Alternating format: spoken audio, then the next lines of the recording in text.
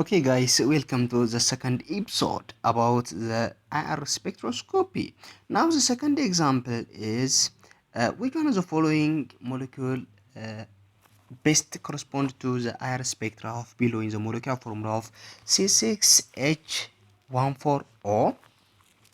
In the previous video or in lesson 1, we will see some rule to identify the functional group of a given compound. By that rule, we can identify those compounds with a given corresponding spectra. Now, we can check which is correspond to this spectra. The first one is question A or choice A. Now A is alcohol. Now, in the alcohol functional group, it must be a broad peak around 3200 to 3400. So it's lack of this peak, so A is immediately ruled out. Now we can similarly B also ruled out because this one is secondary alcohol and there is no a broad peak around 332 3340. So this peak or this compound also ruled out. Now the other one is about D. There is also aldehyde. This aldehyde functional group must be calculated by comparing with the index of hydrogen deficiency. The index of hydrogen deficiency of C6H14O is 0 because 6 the number of carbon times 2 is equal to 12 plus 240 minus the number of hydrogen 14 divided by 2 is equal to 0. So D also ruled out.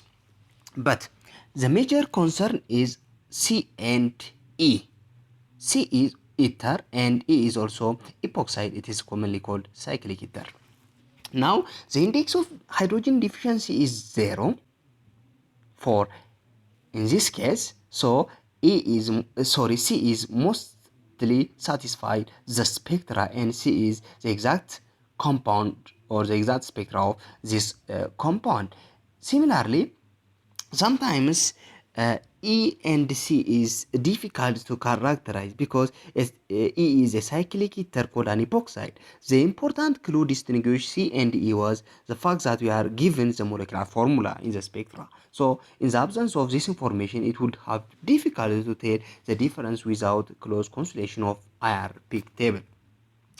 Now, every compound have its own distinct spectral characteristic. So, see now there is oxygen single bond. Now there is also we can identify that there is 170 or 170. This is lack of this intense peak for carbon double bond oxygen. So in the base peak or the major peak must be identified before characterize the compound. So in this case, compound C must be correct.